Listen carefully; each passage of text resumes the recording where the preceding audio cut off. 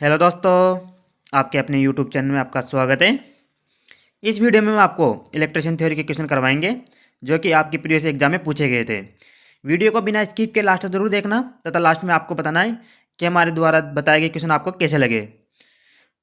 Video को बिना देरी के स्टार्ट करते हैं। आज का हमारा पहला क्वेश्चन है जो कि प्रीवियस एग्जाम में पूछा गया था।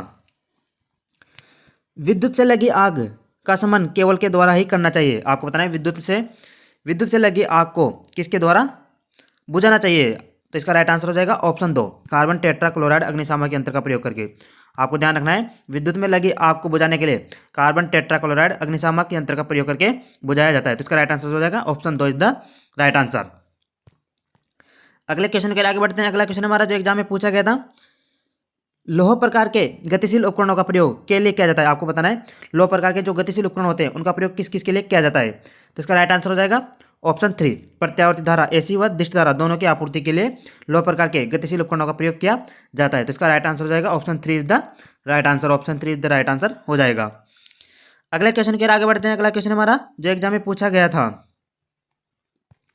एक संवाहक जिसे कंडक्टर कहते हैं, कंडक्टर का गुण जो इसके माध्यम से धारा के प्रवाह का विरोध करता है उसे क्या कहते हैं। आपको बताना है वह कौन सा गुण है जो कि धारा के प्रवाह का विरोध करता है।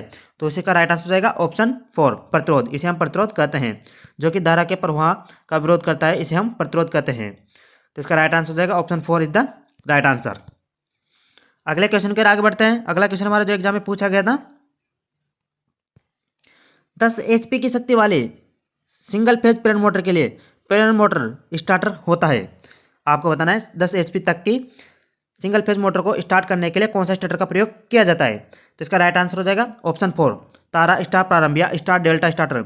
इसमें आपको ध्यान रखना है 10 HP तक की शक्ति वाले इंडक्शन मोटर को स्टार्ट करने के लिए स्टार डेल्टा स्टार्टर का प्रयोग किया जाएगा। तो इसका राइट आंसर हो जाएगा option 4 is the right answer.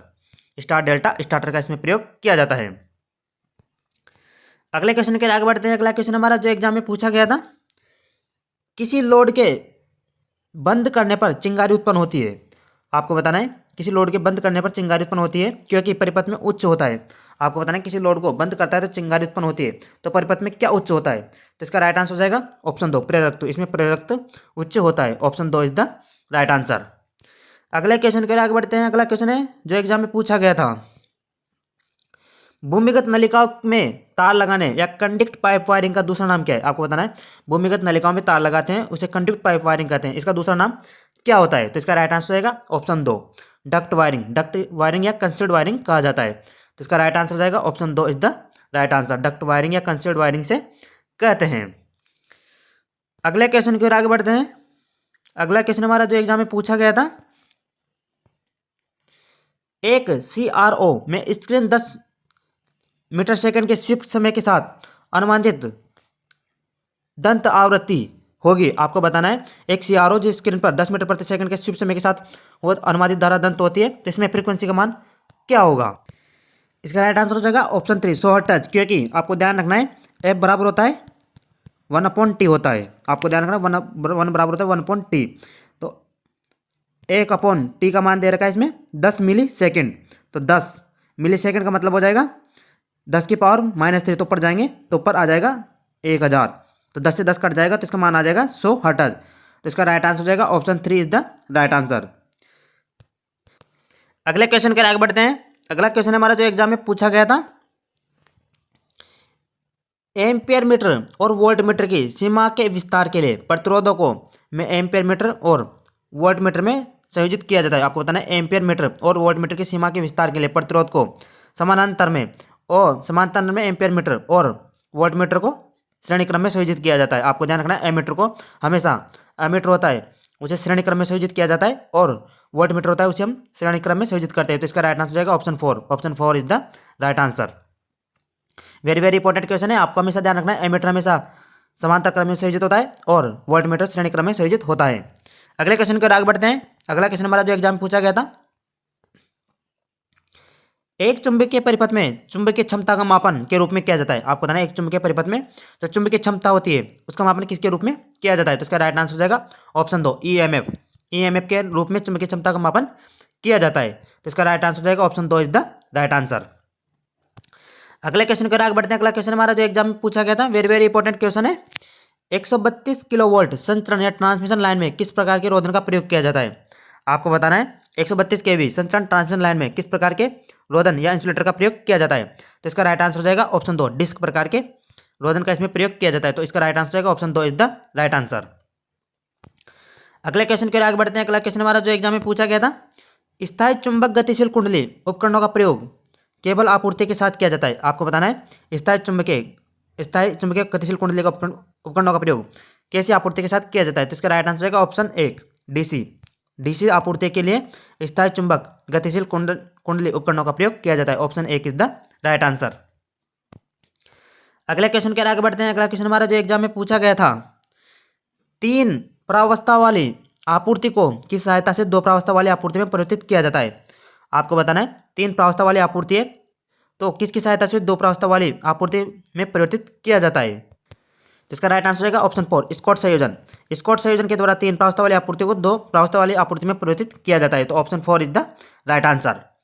अगले क्वेश्चन के आगे बढ़ते हैं। अगला क्वेश्चन हमारा जो एग्जाम में पूछा गया था, भूमि रिसाव अर्थ लीकेज परिपथ वियोजक सर्किट को भी कहा जाता है। आपको बताना है भूमि रिसाव अर्थ लीकेज परिपथ वियोजक सर्किट ब्रेकर को क्या कहा जाता है? तो इसका राइट आंसर हो जाएगा ऑप्शन 1, अवशेष धारा परिपथ वियोजक या इसे रेजिडुअल करंट सर्किट ब्रेकर भी कहा जाता है। Option 1 is the right answer. Option 1 is the इसका राइट आंसर होगा।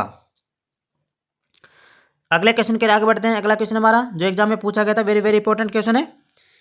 अब केंद्रीय स्विच अधिकतम गति के बाद वियोजित हो जाता है। आपको बताना है अब केंद्रीय स्विच अधिकतम गति कितने % प्राप्त कर लेने के बाद में वियोजित हो जाता है? तो इसका राइट आंसर हो जाएगा ऑप्शन 1, 75% की गति प्राप्त कर लेने पर वह वियोजित हो जाता है। तो इसका राइट आंसर हो जाएगा option 1 is the right answer. हमारा अगला क्वेश्चन है जो एग्जाम में पूछा गया था, पिन वाइज का प्रयोग निम्नलिखित में से किसके लिए किया जाता है? आपको बताना है पिन वाइज का प्रयोग निम्न में से किसके लिए किया जाता है? तो इसका राइट आंसर हो जाएगा ऑप्शन 2, पिन जैसी बहुत छोटी वस्तुओं को धारण करने के लिए पिन वाइज का प्रयोग किया जाता है। आपको ध्यान रखना है पिन वाइज का प्रयोग निम्नलिखित में से किसके लिए किया जाता है? पिन जैसी बहुत छोटी वस्तुओं को धारण करने के लिए पिन वाइज का प्रयोग किया जाता है। Option 2 is the right answer. अगला क्वेश्चन है हमारा जो एग्जाम में पूछा गया था, एक त्रिप्रावस्था स्क्विरल केज प्रेरण मोटर के द्वारा आरंभ किया जाता है। आपको बताना है एक 3 स्क्विरल केज प्रेरण मोटर को किसके द्वारा स्टार्ट किया जाता है? तो इसका राइट आंसर हो जाएगा ऑप्शन 2, डीओएल स्टार्टर या स्टार डेल्टा स्टार्टर।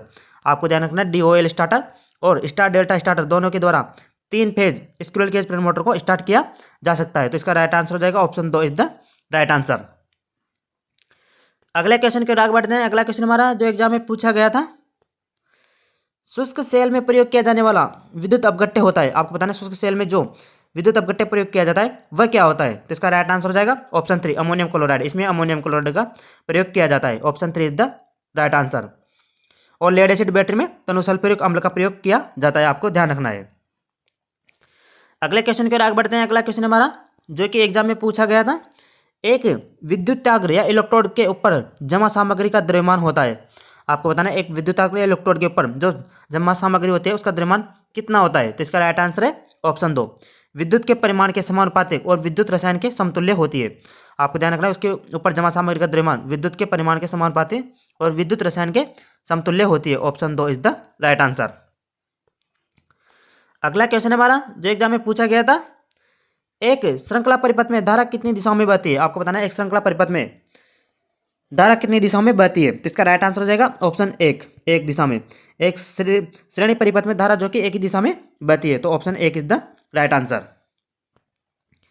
अगला क्वेश्चन हमारा जो एग्जाम में पूछा गया था, किसी संस्थापना के शॉर्ट सर्किट परिपथ में लघु परिपथ की स्थिति में मेगर पाठ्यांक दर्शाएगा। आपको बताना है किसी संस्थापना में लघु परिपथ शॉर्ट सर्किट की परिपथ में जो मेगर होता है वह कितना पाठ्यांक दर्शाएगा? तो इसका राइट आंसर हो जाएगा ऑप्शन 3, 0, वह 0 मेगा ओम या 0 ओम दर्शाएगा। तो इसका राइट आंसर हो जाएगा option 3 is the right answer.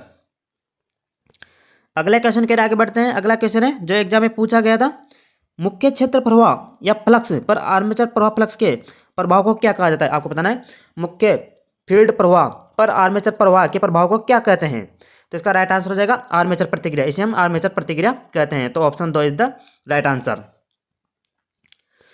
अगले क्वेश्चन के आगे बढ़ते हैं। अगला क्वेश्चन हमारा जो एग्जाम में पूछा गया था, सौर द्वीप के लिए किस प्रकार के द्वीपों का प्रयोग करने के लिए वरीयता दी जाती है, आपको बताना है।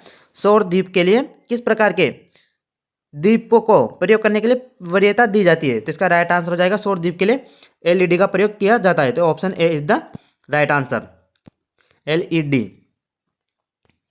अगले क्वेश्चन की ओर आगे बढ़ते हैं। अगला क्वेश्चन है जो एग्जाम में पूछा गया था, CRO का सही पूर्ण रूप निम्नलिखित में से कौन सा है, तो इसका राइट आंसर हो जाएगा कैथोड रे ऑसिलोस्कोप।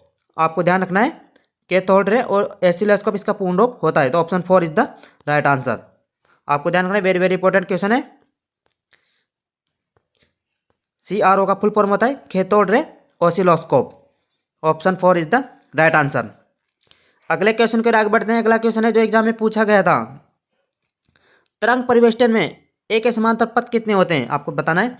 तरंग यानी कि वेव परिवेष्टन में ए के समांतर पथ कितने होते हैं, तो इसका राइट आंसर हो जाएगा वेव में ए बराबर 2 होता है। तो option 4 is the right answer. अगले क्वेश्चन की ओर आगे बढ़ते हैं जो एग्जाम में पूछा गया था, विद्युत मिश्रक या इलेक्ट्रिक मिक्सर होता है, उसमें किस प्रकार की मोटर का प्रयोग किया जाता है। वेरी वेरी इंपॉर्टेंट क्वेश्चन है, कई बार एग्जाम में पूछा गया क्वेश्चन है, विद्युत मिश्रक या इलेक्ट्रिक मिक्सर में किस प्रकार की मोटर का प्रयोग किया जाता है, तो इसका राइट आंसर हो जाएगा ऑप्शन 4 यूनिवर्सल मोटर या सार्वभौमिक मोटर का प्रयोग इलेक्ट्रिक मिक्सर में किया जाता है। Option 4 is the right answer. अगले क्वेश्चन की ओर आगे बढ़ते हैं। अगला क्वेश्चन है जो एग्जाम में पूछा गया था, किटकैट फ्यूज में किससे निर्मित होते हैं, आपको बताना है। किटकैट फ्यूज जो कि किससे निर्मित होते हैं, तो इसका राइट आंसर हो जाएगा ऑप्शन 1 पोर्सलिन। किटकैट फ्यूज जो कि पोर्सलिन से निर्मित होते हैं। Option A is the right answer. Porcelain या बेकेलाइट की ये बनाए जाते हैं। अगले क्वेश्चन के आगे बढ़ते हैं। परिणामित्र ट्रांसफार्मर का प्रयोग के मान को परिवर्तित करने के लिए किया जाता है, आपको बताना है। जो ट्रांसफार्मर होता है जिसका मान परिवर्तित करने के लिए निम्न में से किसके लिए किया जाता है, तो इसका राइट आंसर हो जाएगा ऑप्शन 4 वोल्टेज। वोल्टेज को परिवर्तित करने के लिए ट्रांसफार्मर का प्रयोग किया जाता है। Option 4 is the right answer. अगले क्वेश्चन के आगे बढ़ते हैं। अगला क्वेश्चन हमारा जो एग्जाम में पूछा गया था, which type of bulb is used in A line tester, आपको बताना है। जो लाइन टेस्टर होता है उसमें किस प्रकार के बल्ब का प्रयोग किया जाता है, तो इसका राइट आंसर हो जाएगा ऑप्शन 2 न्यून बल्ब। इसमें न्यून बल्ब का प्रयोग किया जाता है।